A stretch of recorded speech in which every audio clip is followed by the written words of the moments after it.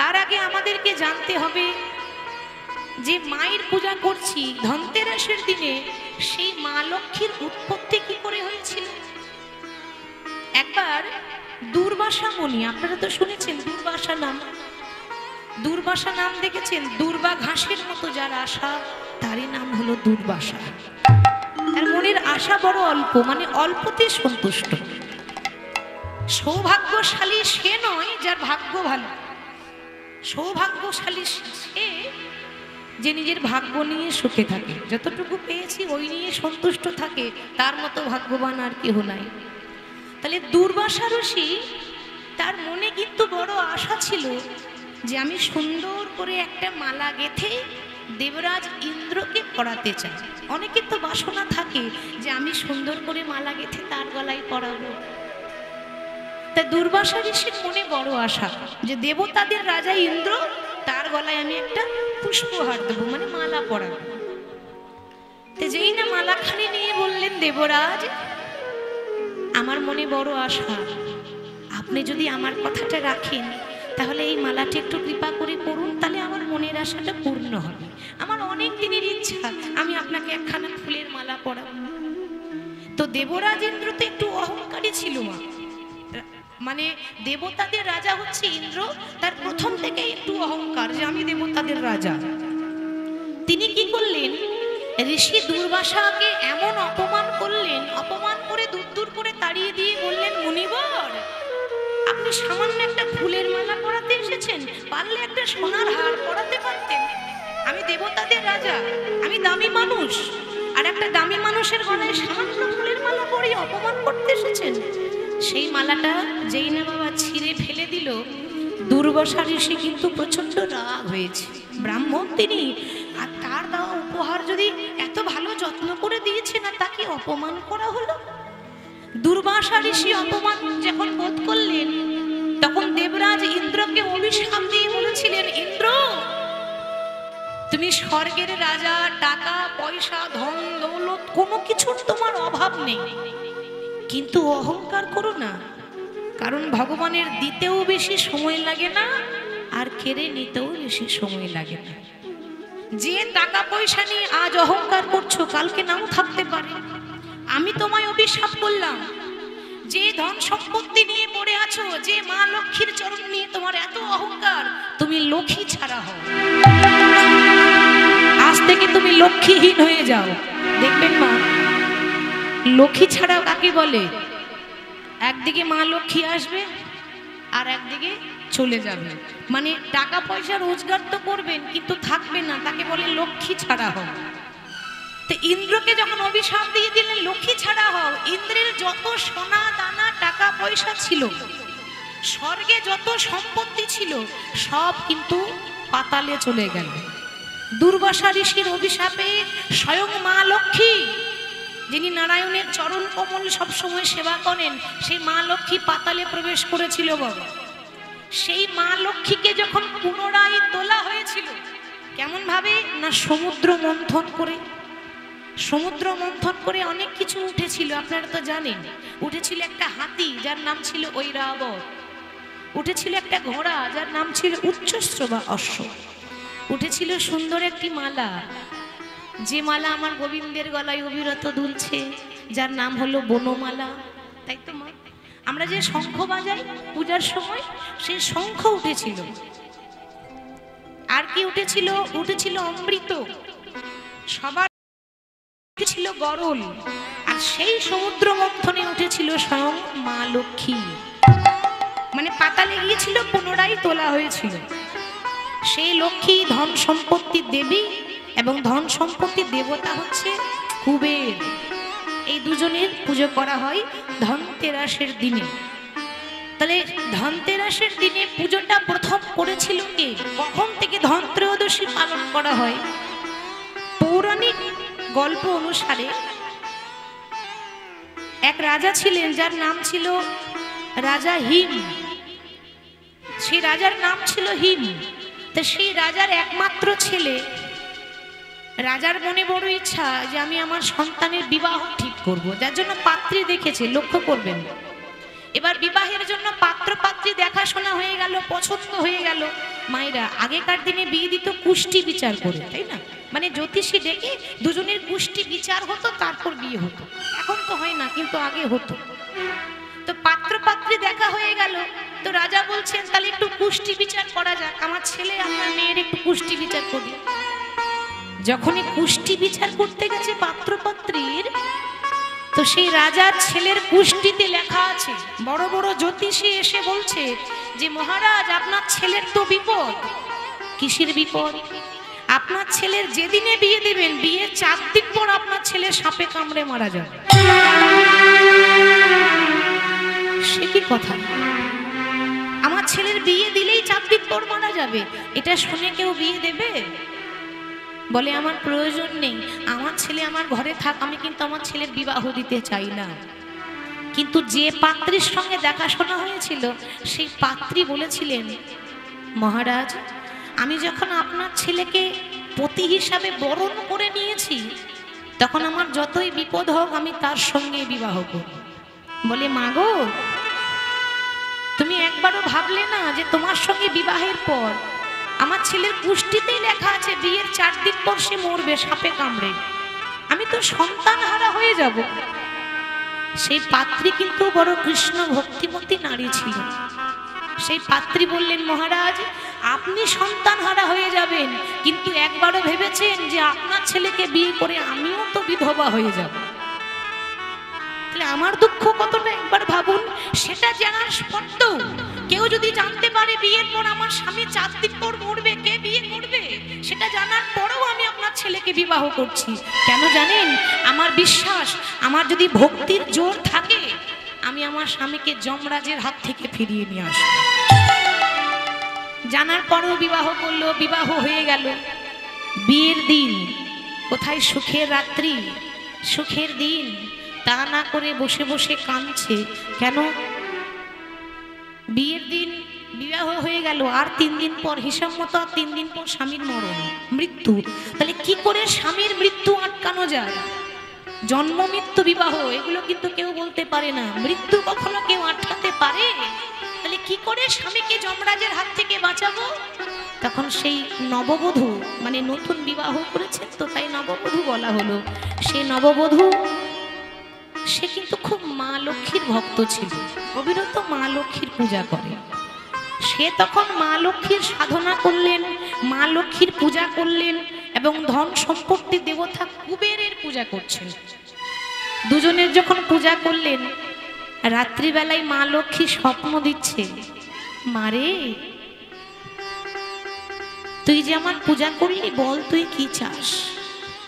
মা আমি অন্য কিছু চাই না। প্রত্যেকটা নারী ঘরে ঘরে লক্ষ্মী পূজা করে কেন?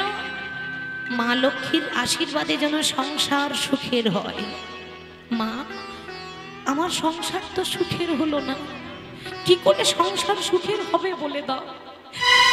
তুমি তো জানো তোমার কাছে অজানা নেই, যার 3 দিন পর আমার স্বামী মরবে, কিছু এমন একটা উপায় বলে দাও যেন আমি আমার স্বামীকে যমরাজের হাত থেকে ফিরিয়ে আনতে পারি।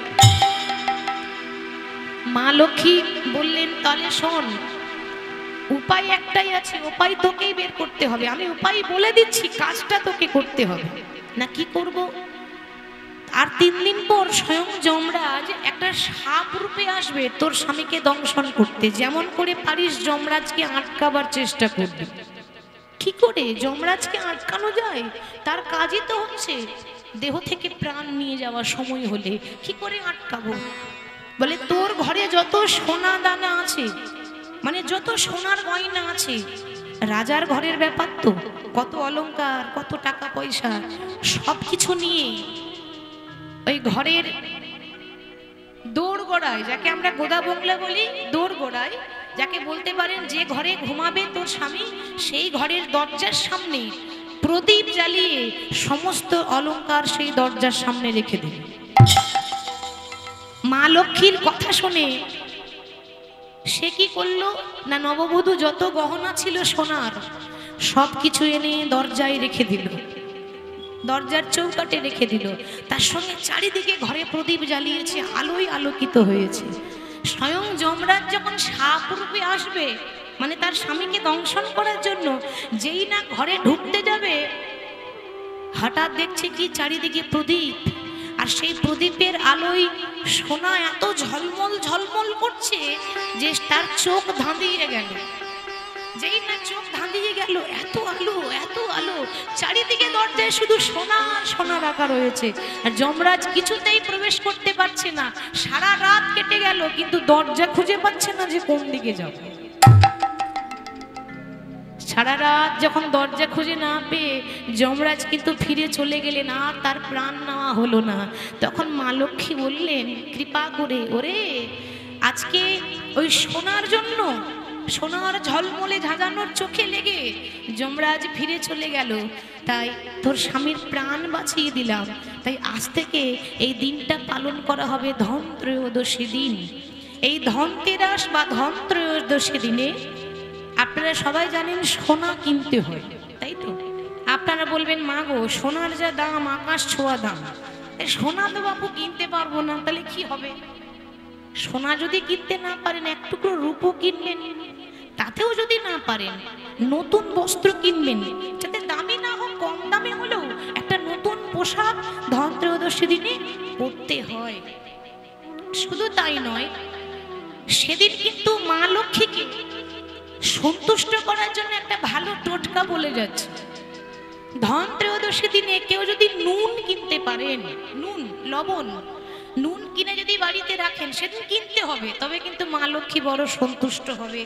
পারলে সেদিন একটা শঙ্খ কিনতে পারেন নতুন, মা লক্ষ্মী সন্তুষ্ট হবে। তাতেও যদি না পারেন, তাহলে আমি একবারে শেষ উপায়, পারলে একটা ঝাঁটা কিনবেন। ধনতেরাসের দিনে বাস্তুশাস্ত্র বলছে যে ঝাঁটা কেনারও একটা বার থাকে, তিথি থাকে। শুক্রবার, মঙ্গলবার, দীপাবলির দিন আর ধনত্রয়োদশীর দিনে ঝাঁটা কিনতে হয়। বলবেন মা গো, মা লক্ষ্মীর পুজোর দিনে ঝাঁটা কিনবো কেন? ঝাঁটা তো অশুভ। ঝাঁটা অশুভ নয়, ঝাঁটা শুভ, ঝাঁটা লক্ষ্মী। যার জন্য ধনত্রয়োদশী দিনে ঝাড়ু, নতুন ঝাঁটা কিনলে মা লক্ষ্মী বড় সন্তুষ্ট হয়। মায়ের কথা এলো তাই বললাম, তাই মায়ের চরণে প্রণাম জানাই। মায়ের পূজা করার সৌভাগ্য ধনত্রয়োদশী দিনে আসছে, আপনারা সবাই পালন করবেন। আজকে প্রেমের ঠাকুর গৌরাঙ্গ সুন্দর নবদ্বীপে হরিনাম প্রচার করলেন, দ্বারে দ্বারে হরিনাম বিতরণ করলেন। এত সুন্দর শোভা বর্ণনা করা যায় না। তা কেমন ভাবে তিনি নাম গাইছেন গো? তোরা দেখবি যদিয়া এই সোনার নদী,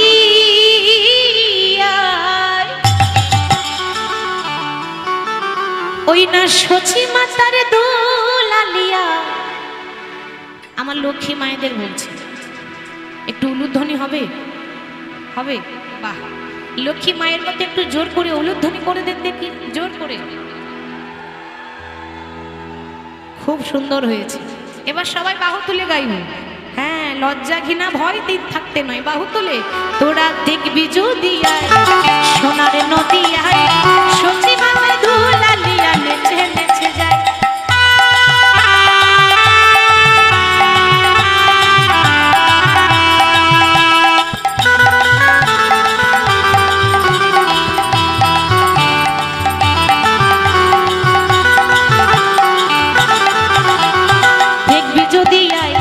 সোনার নদী আই, সচি মাতার দুলালিয়া নেচে নেচে যায়। তোরা দেখবি যদি আই, সোনার নদী আই, সচি মাতার দুলালিয়া নেচে নেচে যায়। তোরা দেখবি যদি আই, সোনার নদী আই, সচি মাতার দুলালিয়া নেচে নেচে যায়।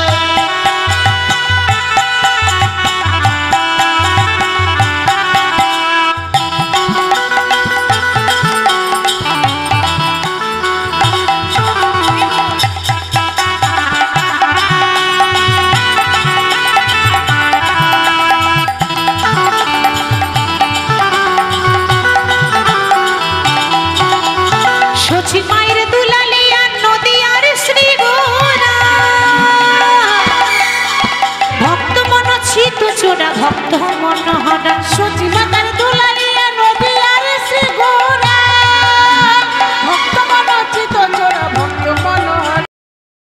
সচি মাতার দুলালিয়া নদী আর শ্রী গৌরা, ভক্ত মনোচিত চোরা ভক্ত মনোহরা। আসলে আমরা কলিযুগের ভক্ত তো, ওই জন্য আমাদের করতালিগুলো হয়ে গেছে প্লাস্টিকের মতো, সাউন্ড হয় না, ঠিক তো? যদিও আপনারা দিচ্ছেন মা, কিন্তু এমন এমন জুটে যায়, এমন এমন জায়গায় আছে ওই 10 বার করে বলবো তবে একবার উলুধ্বনি দেবে, 10 বার করে বলবো তবে করতালি দেবে, এমন ভাবে করতালি দেবেন আশেপাশে গ্রামের এলাকার সবাই যেন শুনতে পায় যে কীর্তন হচ্ছে, আস্তে আস্তে নয়, জোরে জোরে। আর পেছনে মায়েদের বলছে দুপুরবেলায় সেবা শান্তি ভালো হয়েছে, হয়েছে, আমাদের কিন্তু ভালো হয়েছে, খুব সুন্দর সেবার ব্যবস্থা, খুব সুন্দর আপ্যায়ন, তুলনা দেওয়া যায় না, খুব ভালো। তাই সবাই একটু করতালি দেবেন জোরে জোরে। হ্যাঁ, তোরা দেখবি যদি আয় সোনার নদী আয় সচি মায়ের দুলালিয়া নেচে, তোরা দেখবি যদি আয় সোনার নদী আয় সচি মাতার দুলালিয়া নেচে নেচে যায়। তোরা দেখবি যদি আয় সোনার নদী আয় সচি মাতার দুলালিয়া নেচে নেচে যায়।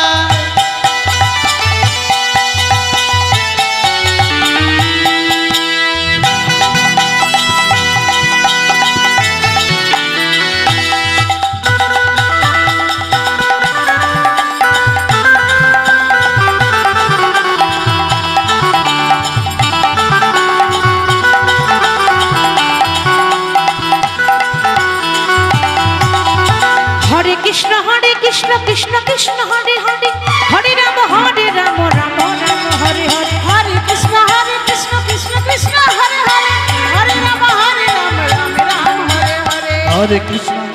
আপনাদের কাছে মোবাইল আছে? হ্যাঁ, কিছু থাক না থাক ওটা তো আগে থাকবে, ওটা আগে থাকবে, তাই না? ফোন যখন আছে 500টা নাম্বারও আছে, আত্মীয় স্বজন ভাই বোন কাকু কাকিমা সবার নাম্বার আছে, তো সবাইকে একবার করে হ্যালো করছেন, ভগবানকে হ্যালো করেন? করেন? নাম্বার নেই নাকি সময় নেই? কোনটা? সব নাম্বার নেই? ওমা সব সময় তো নাম্বারটা বলছি, তাহলে নাম্বারটা নোট করে নেন, সবারই জানা, তবু বলে দিই। হরে কৃষ্ণ কৃষ্ণ কৃষ্ণ হরে হরে, হরে রাম রাম রাম হরে হরে, হরে কৃষ্ণ কৃষ্ণ কৃষ্ণ হরে হরে, হরে রাম রাম রাম হরে হরে। দেখবি যদি আয় সোনার নদী আয় সচি মায়ের দুলালিয়া নেচে, তোরা দেখবি যদি আয় সোনার নদী আয় সচি মাতার দুলালিয়া নেচে নেচে যায়। তোরা দেখবি যদি আয় সোনার নদী আয় সচি মাতার দুলালিয়া নেচে নেচে যায়। গৌর হরি হরি নাম মাতোয়ারা হয়ে আছেন, তাই মহাজন বললেন হেন অব তারের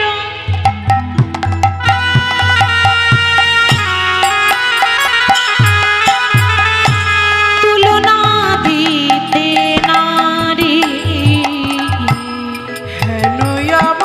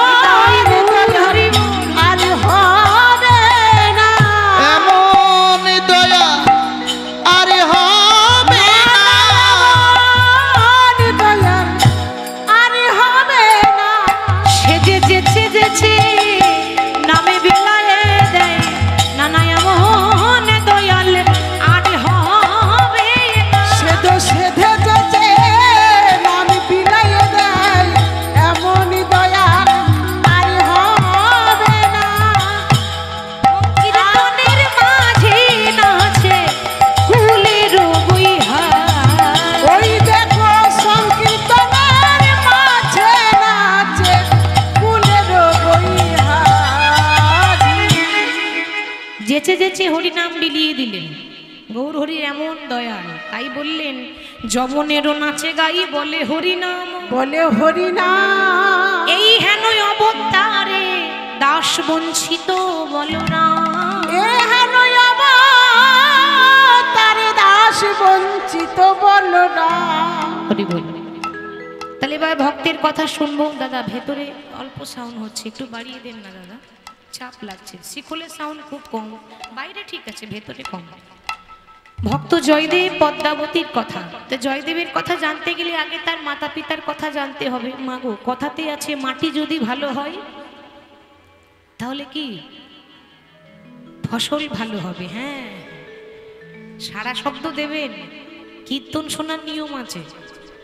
শুধু কীর্তন কেন, কেউ একটা কিছু বলছে, একটা গল্প, একটা কাহিনী বা কোনো বিষয়ে যদি আলোচনা করে, এখন আপনি যদি চুপ করে শোনেন তাহলে ভালো লাগবে মা?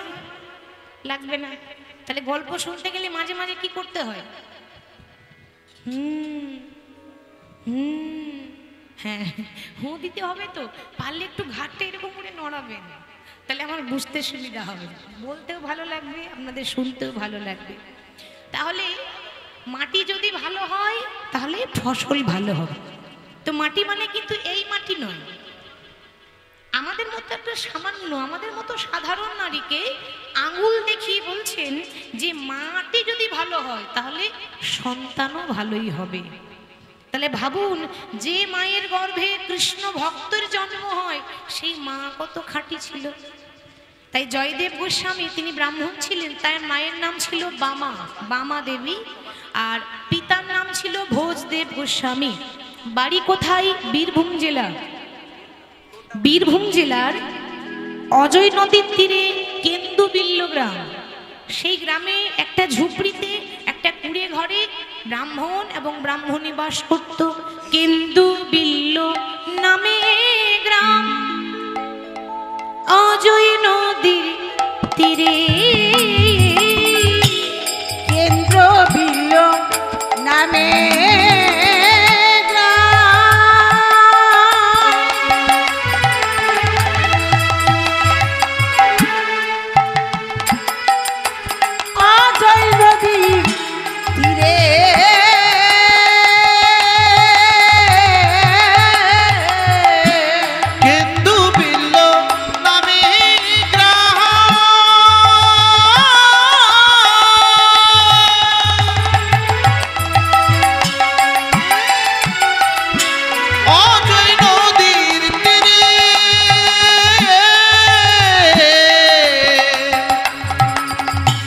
ভোজদেব নামে ব্রাহ্মণ তথাই বাস করে।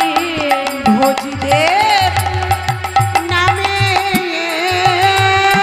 ব্রাহ্মণ তথাই বাস করে। ভোজদেব নামে ব্রাহ্মণ তথায় বাস করে।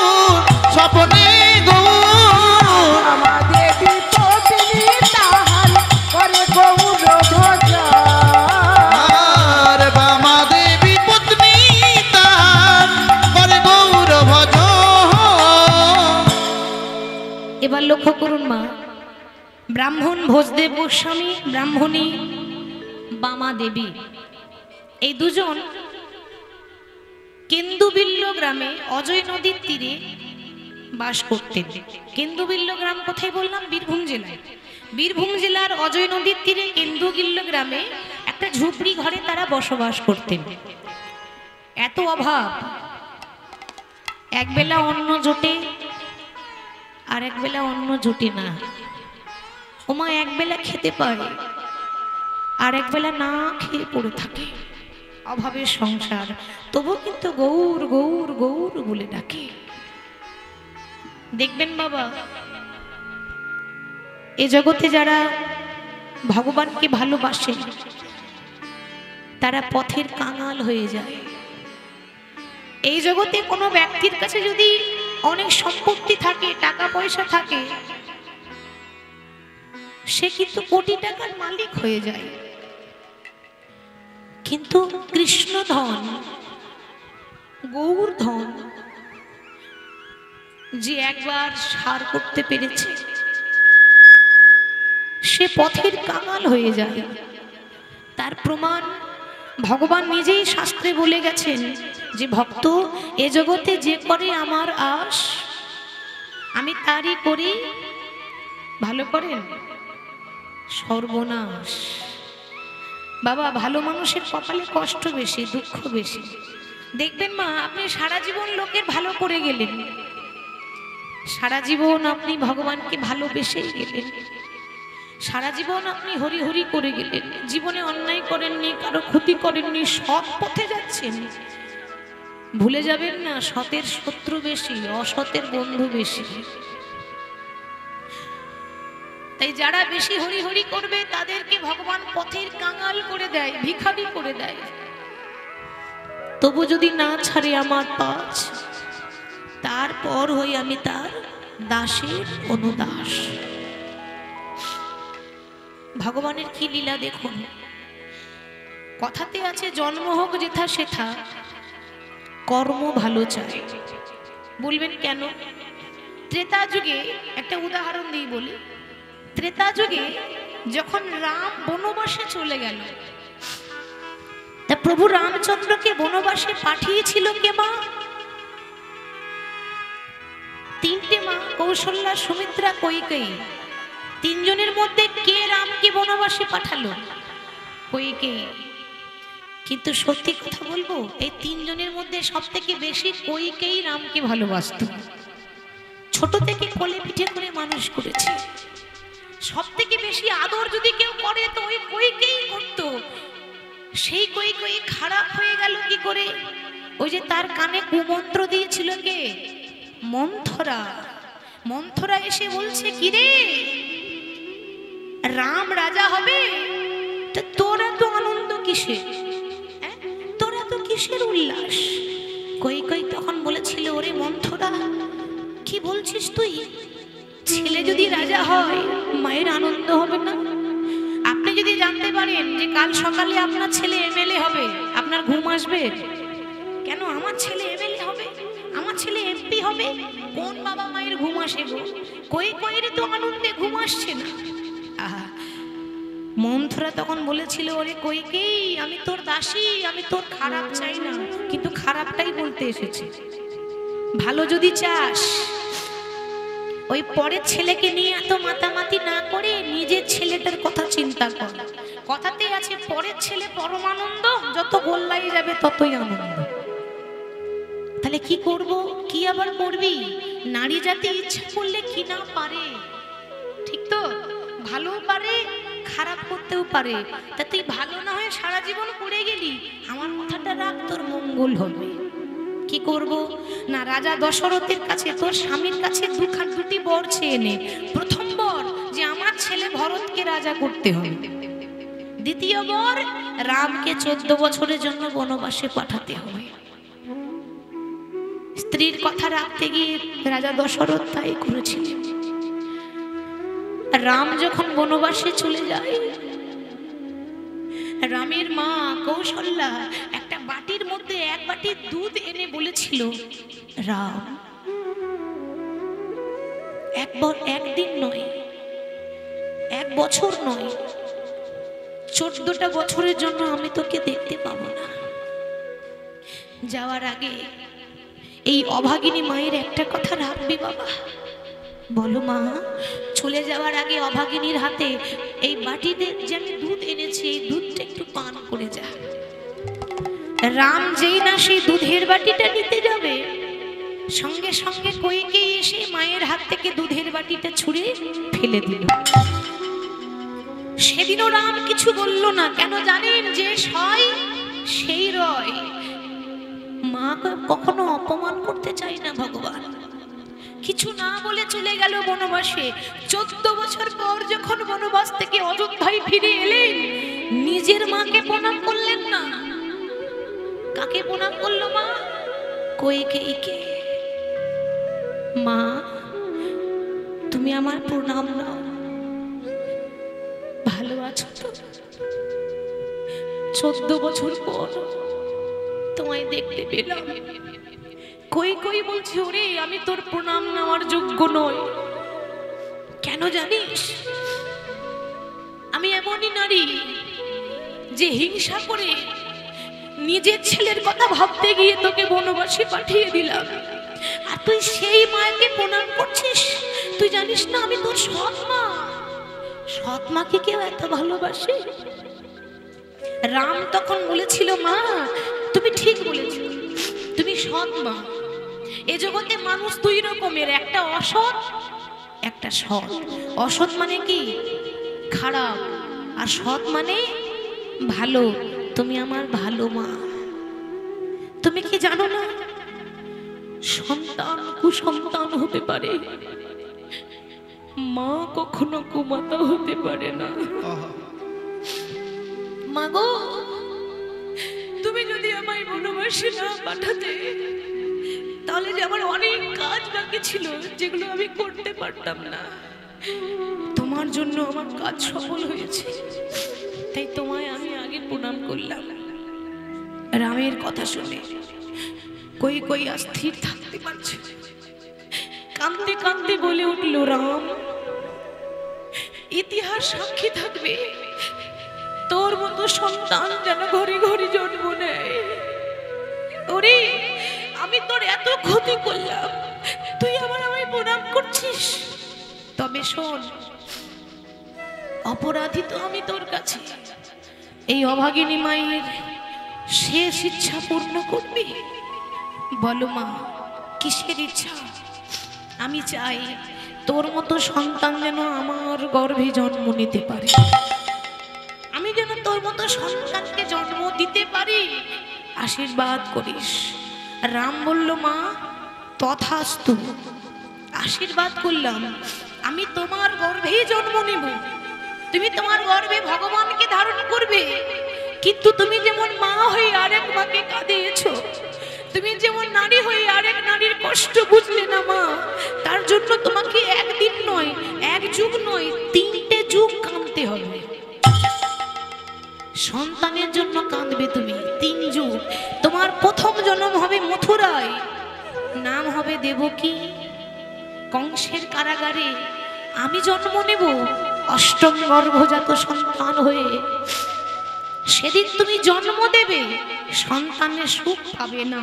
সেদিনও তুমি সন্তানের জন্য কাঁদবে, সারা জীবন কাঁদবে কারাগারে। তোমার দ্বিতীয় জন্ম হবে উড়িষ্যায়। উড়িষ্যার রাজা ইন্দ্রদুম্ন, তার স্ত্রী হবে তুমি, নাম হবে গুন্ডিচা দেবী। তোমার 18টা ছেলে হবে, কিন্তু 18টা ছেলেই মরবে।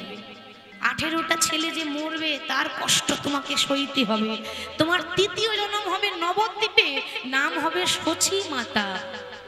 তোমার 8টা মেয়ে হয়ে জন্ম নিয়ে মরবে, সেদিনও কাঁদতে হবে। 8টা পর তোমার একটা ছেলে হবে, নাম হবে বিশ্বম্ভর।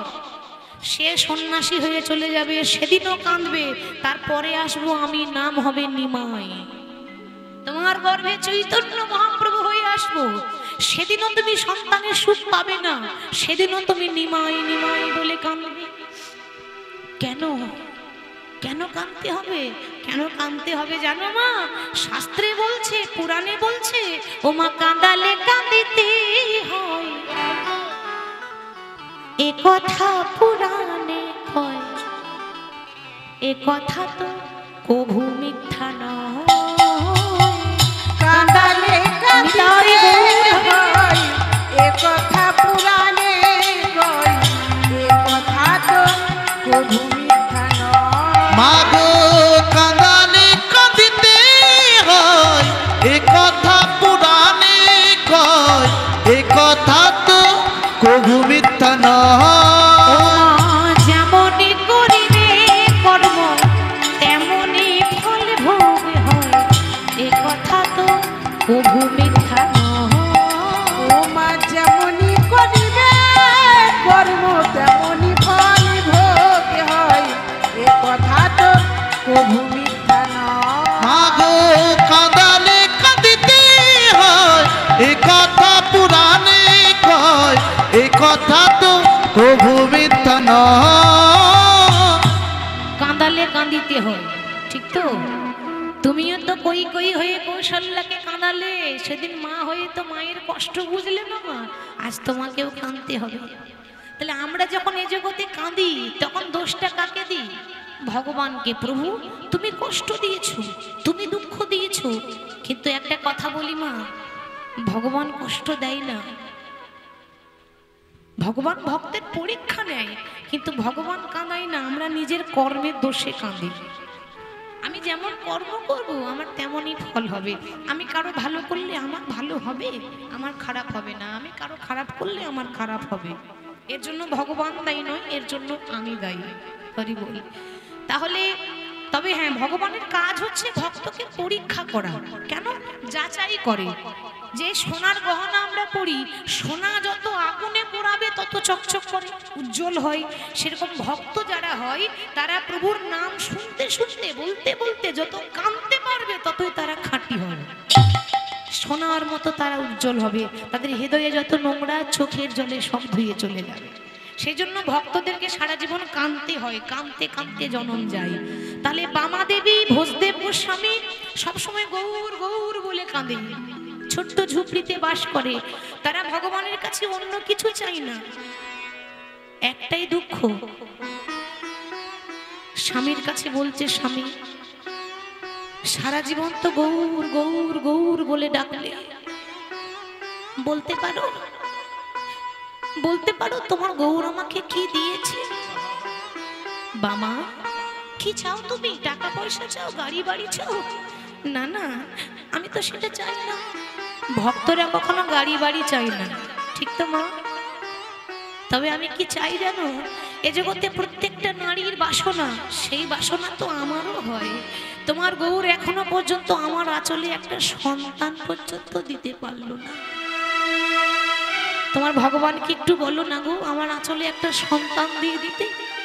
বামা ধৈর্য ধরো, সে যখন দেবে তখন কেউ আটকাতে পারবে না। তুমি অপেক্ষা করো, কারণ সেই তো মালিক, তার ইচ্ছা ছাড়া গাছের পাতা নড়ে না। তা আমরা কি করে নড়বো? তো অবিরত ধৈর্য ধরে যাই, সবসময় গৌর গৌর বলে ডাকে, গৌর গৌর গৌর গৌর গৌর গৌর হরি হে, গৌর গৌর গৌর গৌর গৌর গৌর হরি হে, গৌর গৌর গৌর গৌর ধ্বনি দি হরি গৌর গৌর হরি হে, গৌর গৌর গৌর গৌর গৌর গৌর হরি হে। গৌর গৌর গৌর গৌর গৌর গৌর গৌর হে, গৌর গৌর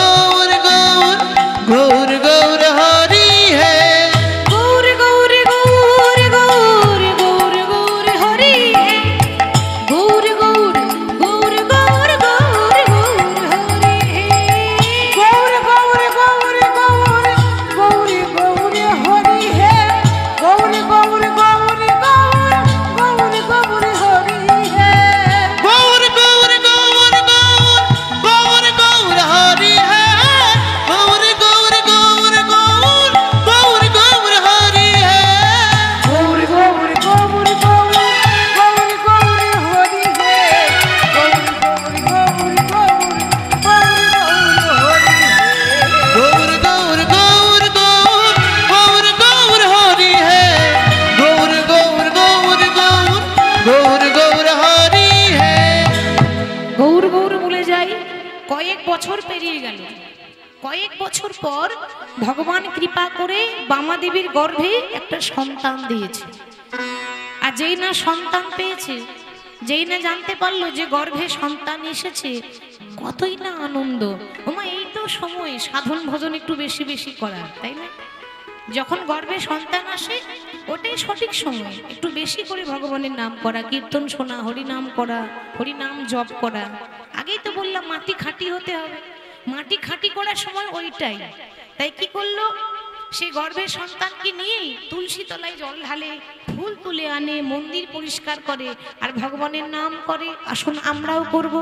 কেমন ভাবে গাইছে, হরি হরয়ে নম কৃষ্ণ যাদবায় নম, হরি হরয়ে নম কৃষ্ণ যাদবায় নম, হরি হরয়ে নম কৃষ্ণ যাদবায় নম, হরি হরয়ে নম কৃষ্ণ যাদবায় নম, আহা যাদবাই মাধবাই কেশবাই নম, যাদবাই মাধবাই কেশবায় নম, যাদবাই মাধবাই কেশবায় নম, যাদবাই মাধবাই কেশবায় নম, গোপাল গোবিন্দ রাম শ্রী মধুসূদন, গোপাল গোবিন্দ রাম শ্রী মধুসূদন, গোপাল গোবিন্দ রাম শ্রী মধুসূদন, গোপাল গোবিন্দ রাম শ্রী মধুসূদন, আবার গিরিধারী গোপীনাথ মদন মোহন, গিরিধারী গোপীনাথ মদন মোহন, গিরিধারী গোপীনাথ মদন মোহন, গিরিধারী গোপীনাথ মদন মোহন, জয় রূপ সনাতন ভট্ট রঘুনাথ, জয় রূপী সনাতন ভট্ট রঘুনাথ, জয় রূপ সনাতনে ভট্ট রঘুনাথ, জয় রূপী সনাতন ভট্ট রঘুনাথ, শ্রীজীবী গোপাল ভট্ট দাসী রঘুনাথ, শ্রীদেবী গোপাল ভট্ট দাস রঘুনাথ, শ্রীদেবী গোপাল ভট্ট দাস রঘুনাথ, এই ছয় গোসাইয়ের করি চরণ বন্দর, এই জয় গোসাইয়ের করে চরণ বন্দন, এই জয় গোসাই করে চরণ বন্ধ, আহা যাহা হইতে বিঘ্ন নাশে অভীষ্ট পূরণ, যা হইতে বিঘ্ননাশী অদৃষ্ট পুরাণ, যা হইতে বিঘ্ননাশ অভীষ্ট পুরন, যা হইতে বিঘ্ননাশী অদৃষ্ট পুরাণ, শ্রী গুরু বৈষ্ণব পাদে পদ্ম করিয়াস, শ্রী গুরু বৈষ্ণব পাদে পদ্ম করিয়া, শ্রী গুরু বৈষ্ণব পাদে বদ্ধ করিয়া, গুরু বৈষ্ণব পাদে পদ্ম করিয়া, নাম সংকীর্তনে মাগে নরোত্তম দাস, নাম সংকীর্তন মানে নরোত্তম দাস, নাম সংকীর্তনে মানে নরোত্তম দাস, হরে কৃষ্ণ কৃষ্ণ কৃষ্ণ হরে হরে, হরে রাম রাম রাম হরে হরে, হরে কৃষ্ণ কৃষ্ণ কৃষ্ণ হরে হরে, হরে রাম রাম রাম হরে হরে, হরে কৃষ্ণ কৃষ্ণ কৃষ্ণ হরে হরে, হরে রাম রাম রাম হরে হরে। দেখতে দেখতে শুভ দিন চলে এলো। মায়ের গর্ভে সন্তান কতদিন থাকে? 10 মাস 10 দিন। 10 মাস 10 দিন গর্ভ পূর্ণ হলো, অমনি তার ঘরে আনন্দ এলো। এতদিন দুঃখ ছিল, সেটা আনন্দে পরিণত হয়েছে। সুখ কিন্তু বেশি দিন থাকে না, থাকে মা? আনন্দ বেশি দিন থাকে না, আমাদের জীবনে দুঃখ বেশি। আনন্দ তো এলো, কিন্তু বেশি দিনের জন্য আনন্দ থাকবে না। কি আনন্দ! সন্তান হয়েছে, ছেলে হয়েছে, ছেলে আনন্দই বড়ই আনন্দ।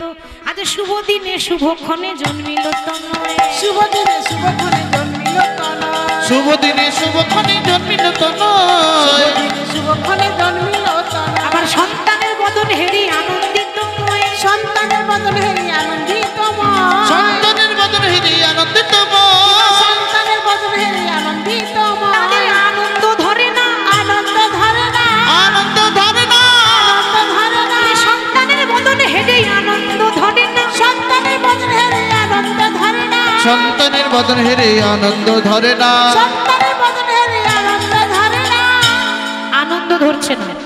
এখনকার দিনে মায়েরা যখন সন্তানের অন্নপ্রাশন হয়, ছেলে মেয়ের অন্নপ্রাশন হলে কিভাবে অন্নপ্রাশন করি? ভালো মন্দ খাওয়া দাওয়া হবে, তাই না? দুদিকে দুটো ডিজে বক্স লাগানো হবে, বক্স লাগিয়ে ছি ছি ছিঁড়ে নিচ্ছি নাকি লাগিয়ে দিয়ে ড্যান্স হবে, নাচ হবে। এখনকার আনন্দ এটা বাবা, তখনকার দিনে তার ডিজে বক্স ছিল না, তাহলে কি করে আনন্দ হবে? তখনকার আনন্দ কি করতো না? বলে নিশ্চয়ই করতো। তবে তখনকার দিনে ডিজে বক্স ছিল না বটে, কিন্তু আনন্দটাই আলাদা। তখন ভালো কিছু হলেই উলুধ্বনি আর শঙ্খধ্বনি, ওটা মঙ্গল। হলুদ ধ্বনি আর শঙ্কর ধ্বনি ওটা মঙ্গল ধ্বনি। তাই সন্তান জন্ম নিয়েছে বলে সবার আনন্দ। উলু উলু দাও গো, উলু উলু দাও গো, উলু উলু দাও গো, উলু দাও গো, উলু দাও গো। উলু দাও গো। আস্তে আস্তে আস্তে। কেন উলু দিলে কি হবে? মায়েরা শুধু বলছে মা তখন থেকে তুমি জ্বালিয়েই যাচ্ছ, তাই না? কি লাভ হবে শুনি উলুধ্বনি দিয়ে? যত উলুধ্বনি দেবেন তত আমার রায় ধনির কৃপা পাবেন। যত ধ্বনি দেবে ধ্বনি পাবে। উলুধ্বনি দাও গো, ধ্বনি দিলে ধ্বনি পাবে, উলু ধ্বনি দাও গো। ধ্বনি দিলে ধ্বনি পাবে, উলু ধ্বনি দাও গো। দিলে ধ্বনি পাবে, উলু ধ্বনি দাও গো। ধ্বনি দিলে ধ্বনি পাবে, উলু ধ্বনি দাও গো। দিলে ধ্বনি পাবে, উলু ধ্বনি দাও গো। সন্তানের মতন হেরি আনন্দিত নয়। সন্তানের মতন হেরি আনন্দিত সন্তানের নাম রাখা হলো জয়দেব গোস্বামী। ভক্তের জন্ম হলো, তবে মা আদর করে বলে ডাকে জয়া। ভালো নাম জয়দেব আর ডাক নাম হচ্ছে জয়া। জয়া বলে ডাকে। সে সন্তানকে নিয়ে বড়ই আনন্দ। এখন মাগো সন্তান জন্ম নিলে সন্তানের মুখে কি দেয়? হ্যাঁ, আপনারা ভালো জানবেন আমার থেকে, মা হয়েছেন তাই না? সন্তান জন্ম নিলে মুখে একটু মধু দিতে হয়। তো বামা দেবী বলছে স্বামী যাও না, একটু দোকান থেকে মধু ধার করে নিয়ে এসো। তা যেই না বলেছে ধার করে নিয়ে এসো, অমনি ভোজদেব গোস্বামী বললেন ও গো বামা, আমার ভগবান আমার গৌর আমাকে একটা সন্তান দিল আর আমি দোকান থেকে ধার করে মধু নিয়ে আসবো? সে কি, তাহলে মধু দেবে না? নিশ্চয়ই মধু তো দেব, তবে দোকান থেকে ধার করা মধু নয়। এমন একটা মধু দেব যে মধু দোকানের মধুর থেকেও বেশি স্বাদ, যে মধু দোকানের মধুর থেকেও বেশি মিষ্টি। কোন মধু মা? মধুমাখা জগতের শ্রেষ্ঠ মধু। আমি দোকানের মধু নয়, আমি জগতের শ্রেষ্ঠ মধু দেব। আমরা ছেলের মুখে মধু দিই, বাবা নিজের ছেলের দুই কানে মধু ঢালছে। হরি বল। তা সন্তানকে কোলে করে নিয়ে নাম শোনাচ্ছে কেমন ভাবে? এত বলি শোনাইল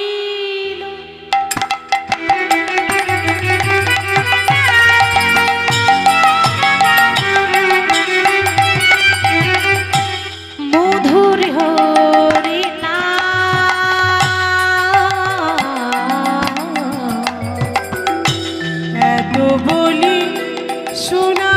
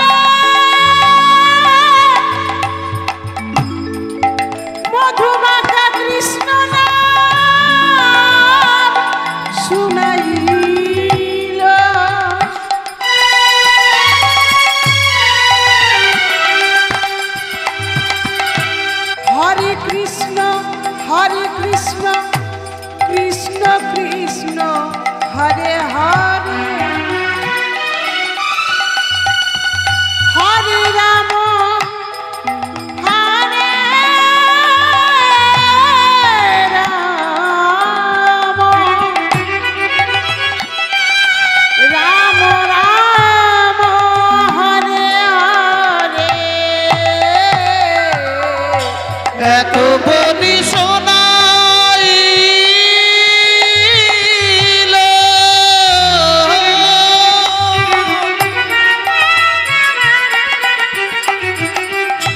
মধুর কৃষ্ণ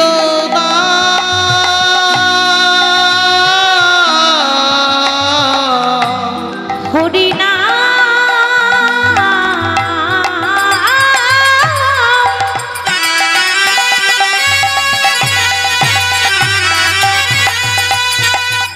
শুনে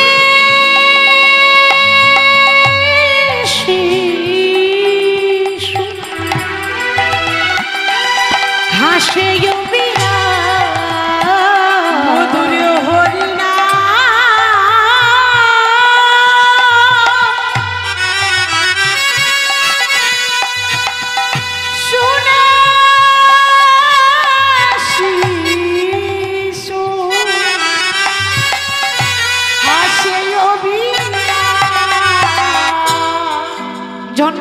শিশু হাসে না কাঁদে মা? কাঁদে। যখন কেঁদে উঠেছে এমন ভাবে দুই কানে নাম শুনিয়ে দিল, আহা, ছোট্ট সদ্যজাত শিশু কান্না বন্ধ হয়ে গেল, হাসছে বাবা। তার মানে সে বুঝতে পেরেছে যে এর মতো আনন্দ কোথাও নাই। কাঁদা বদনে তার হাসি এলো, কাঁদা বদনে হাসি এলো, কাঁদা বদনে হাসি এলো, মধুরি হরি নাম শুনে শিশুর কাঁদা বদনে হাসি এলো। মধুর হরি নাম শুনে শিশুর কাঁদা বদনে হাসি এলো। কাঁদা বদনে হাসি এলো, আনন্দের মুহূর্ত। সেই সন্তানকে নিয়ে যখন অতি আদরে যত্ন করে, তাদের এতদিনের মনোবাঞ্ছা ভগবান পূর্ণ করেছে। দেখতে দেখতে দেখতে দেখতে ওই জয়দেবের বয়স হয়ে গেল 4 বছর। 4 বছরের ছোট্ট বালক শিশু, ছোট্ট শিশু, এত আনন্দ তাকে নিয়ে। কিন্তু ওই যে বললাম, আনন্দের দিন বেশি দিন থাকে না। ভক্তদের জীবনে আনন্দ থাকে না, এটা সবসময় মনে রাখবেন। ভক্তরা ক্ষণিকেরই আনন্দ পায়, আর আনন্দটা হচ্ছে হরি নামেই আনন্দ। তাছাড়া আনন্দ নেই, সারা জীবন কাঁদতে কাঁদতে জন্ম যায়। বলবেন কেন? না, যখন 4 বছর বয়স জয়দেব গোস্বামীর, তখন জয়দেবের মায়ের হয়েছে একটা কঠিন রোগ। যে রোগের ওষুধ তখনকার সময়ে ছিল না, যে রোগের চিকিৎসক তখনকার সময়ে ছিল না, যে রোগের চিকিৎসা তখন সময় কেউ জানতো না, সে রোগটার নাম হলো যক্ষা রোগ। যক্ষা মানে বোঝেন?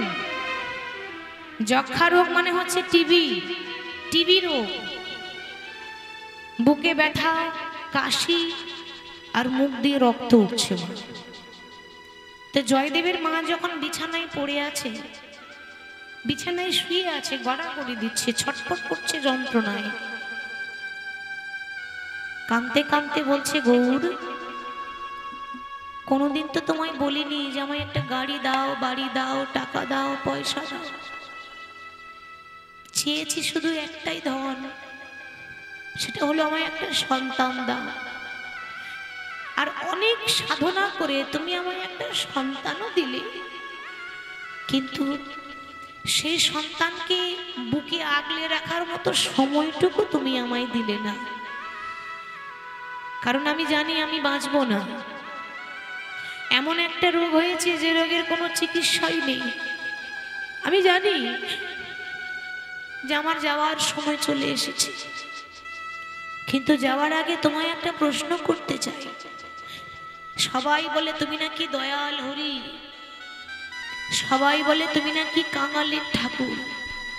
তুমি যদি দয়াল হরি হবে, তুমি যদি কাঙালের ঠাকুর হবে, তাহলে একটা প্রশ্নের উত্তর দাও, এই কি তোমার লীলা দয়াল, এই কি তোমার খেলা দয়াময়।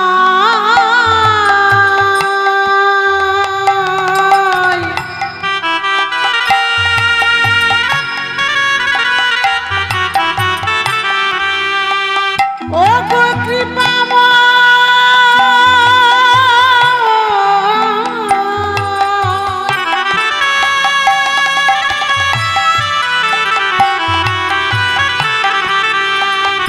বলো বলো এই কি তো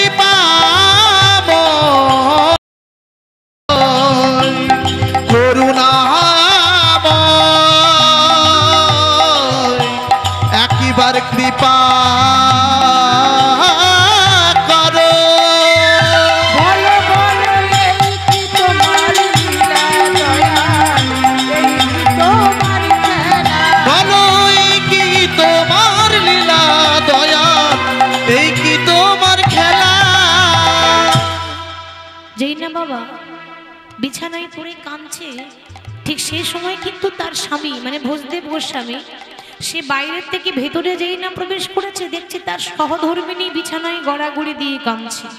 বাবা কি হয়েছে, কাঁদছো কেন? স্বামী, আমার কি মনে হয় জানো, আমার মনে হয় আর হয়তো তোমার সঙ্গে দেখা হবে না, হতে পারে এটাই শেষ দেখা, জানি না আর দেখতে পাবো কিনা। এমন কথা বলছো কেন? তুমি তো জানো আমার এমন একটা রোগ হয়েছে যে রোগের কোনো চিকিৎসা নেই, কোনো ওষুধ নেই। তবে তুমি আমার হাতে হাত দিয়ে একটা প্রতিজ্ঞা করো, একটা কথা দাও। কি কথা? আমি যদি মরে যাই, আমার যদি কিছু হয়ে যায়, আমার জয়দেব, আমার আদরে জয়া, তুমি যেন ওকে পর করে দিও না। আমার প্রথম থেকে ইচ্ছা ছিল আমার ছেলে কোনো ডাক্তার নয়, কোনো ইঞ্জিনিয়ার নয়, আমার ছেলে যেন বড় হয়ে কৃষ্ণ ভক্ত হতে পারে। আমার শেষ ইচ্ছাটা পূর্ণ করে দিও। আর আমি তোমার কাছে কিছু চাই না গো। আহা, আর আমার আর এক শেষ ইচ্ছা কি জানো? আমি যেদিন চলে যাব সেদিন তুমি যদি পারো, আমি যেদিন থাকব না আর যাব গো বহু দূরে, সাধের প্রদীপ জ্বালায় দিও কৃষ্ণ নামের সুর। আমি যেদিন থাকবো না আর যাব গো বহু দূরে, সাঁঝের প্রদীপ জ্বালিয়ে দিও কৃষ্ণ নামের সুরে। আমি যেদিন থাকিব না আর যাব গো বহু দূরে, সাজের প্রদীপ জ্বালাই দিও কৃষ্ণ নামের সুরে। তবু আমি চলে যাই, শুধু বলে যাই, তবু আমি চলে যাই, শুধু বলে যাই। আমি চলে যাই, শুধুই বলে যাই। আমি চলে যাই, শুধু বলে যাই। ওগো আমি চলে যাই, শুধু বলে যাই। আমি চলে যাই, শুধুই বলে যাই। শেষের দিনে রাঙা চরণে আমি পাই যেন ঠাঁই। ওগো আমি চলে যাই, শুধু বলে যাই। আমি চলে যাই, শুধুই বলে যাই। ওগো আমি চলে যাই, শুধু বলে যাই। বলতে না বলতে স্বামীর কোলে মাথা দিয়ে বামাদেবীর শেষ নিঃশ্বাস ত্যাগ করলেন। আর যেই না বামাদেবীর শেষ নিঃশ্বাস ত্যাগ করলেন, স্বামীর কোলে মাথা দিয়ে যেই না মারা গেলেন, গোটা গ্রামবাসী জানলো। কিন্তু তাদের আদরের ছেলে জয়দেব, যাকে আদর করে জয়া বলে ডাকে, সে কিন্তু বাড়িতে নেই, সে বাইরে ছোট্ট ছোট্ট বালকদের সঙ্গে খেলা করছে। একজন ডাকতে গেছে জয়দেবকে, ওরে জয়া, জয়া রে। জয়া তখন বলছে, কি হলো গো? আমায় ডাকছো কেন? জয়া, ও মা, যে ডাকতে গেছে সে আর বলতে পারছে না যে তোর মা মারা গেছে। কি করে বলবে? ওইটুকু ছেলে যদি সহ্য করতে না পারে। মায়েরা, মা হারাবার কি যন্ত্রণা, মা হারাবার যা কষ্ট, এটা বলে বোঝানো যাবে না। যার মা নেই সেই জানে কতটা কষ্ট হয়। মা শুধু বেঁচে থাকতে সন্তানের মঙ্গল চাই তা নয়, মা যদি মরেও যায় তবু ওই শ্মশানে গিয়ে মায়ের আত্মাটা কাঁদে, ওরে আমার যা হবে হোক, আমার সন্তানদের জন্য মঙ্গল হয়। তাকেই তো বলে মা। বেঁচে থাকতে মায়ের কদর করতে পারি না, যখন চলে যাই তখন বুঝতে পারি জীবনের অর্ধেকটা অংশ চলে গেল। আহা, ওইটুকু ছেলে, সে বলছে কেন, কি হলো, আমায় ডাকবে কেন বলো।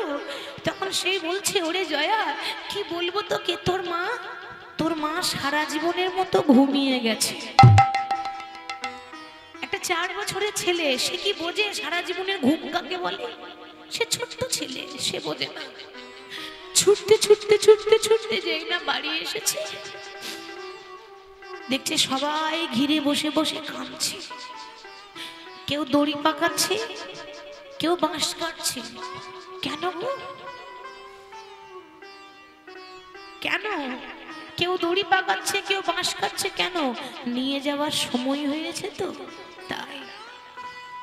যখন চলে যাব মা, তখন যত বড়ই কোটিপতি হোক না কেন, একটা দেশলাই কাঠিতে সব শেষ, কোটি টাকার অহংকার শেষ। এসে দেখছে সব ঘিরে ঘিরে কাঁদছে। মা কিন্তু যে ঘুমাচ্ছে, এ যে কোন ঘুম সেটা জানে না, মা যে চলে গেছে সেটা জানে না। একটা শিশু তো, 4 বছরের বালক। এসে দেখছে মা বিছানায় রয়েছে। মা, তুমি ঘুমাচ্ছ? দেখো না, দেখো না, তোমার জয়া এসেছে, কোলে নেবে না? প্রত্যেকদিন খেলা করে আসি আর তুমি আমায় কোলে করে তুলে নাও, তাহলে আজকে কেন নিচ্ছ না মা? একবার সাড়া দাও। পাড়া প্রতিবেশী বলছে, খোকারে, যে চলে যায় সে আর সাড়া দেয় না, যে চলে যায় সে আর কোনোদিন ফিরে আসে না। সে তো শেষ যাত্রা করেছে, আর কখনো ফিরে আসবে না। খোকা, তার যাওয়ার সময় এসেছে, দেখে নে, শেষবারের মতো তোর মায়ের মুখটা দেখে নে। ওইটুকু ছেলে মায়ের হাতে ধরে বসে বসে কাঁদছে। নিয়ে যাওয়ার সময় হয়ে গেল। 4 জন কাঁধে করে নিয়ে শ্মশানে নিয়ে যাচ্ছে। বলো হরি হরি বল, বলো হরি হরি বল, হরি হরি। 4 জন কাঁধে করে নিয়ে মাকে নিয়ে যাচ্ছে। ছোট্ট ছেলে পেছন পেছন ছুটতে ছুটতে যাচ্ছে। মা, আমায় ছেড়ে চলে যাচ্ছ? তুমি যদি আমায় ছেড়ে চলে যাও, তুমি ছাড়া যে এ জগতে আমার আর কেউ নাই, একবার ফিরে এসো। যখন ছোট্ট ছেলে কাঁদতে কাঁদতে চলে যাচ্ছে মায়ের পেছন পেছন শ্মশান পর্যন্ত, বাবা তখন ছুটে গিয়ে জয়দেবকে ধরেছে। খোকা, যাস না, তোর মায়ের পেছন যাস না, সে চলে গেছে। বাবা, বলে দাও, ওরা আমার মাকে কোথায় নিয়ে যাচ্ছে? খোকারে, যেখানে গেলে কেউ ফিরে আসে না, তোর মাকে সেখানে নিয়ে গেল। আজকে তোর মা গেছে, 2 দিন পর আমি চলে যাব। যেতে সবাইকে হবে, ও মা, কেউ আগে যায়, কেউ পরে যায়। যাওয়ার দিন সবার আসবে, কিন্তু মনে রাখবেন, এই যে আপনারা ভগবানের নাম শুনছেন না বসে, কেউ যদি হরি নাম শুনতে শুনতে, কেউ যদি শুনতে শুনতে চলে যায়, কেউ যদি বলতে বলতে চলে যেতে পারে, বুঝে নেবেন তার মতো ভাগ্যবান, তার মতো ভাগ্যবতী আর এ জগতে কেউ হবে না। এসেছেন তখন গোবিন্দের কাছে প্রার্থনা করবেন মনে মনে, প্রভু জানি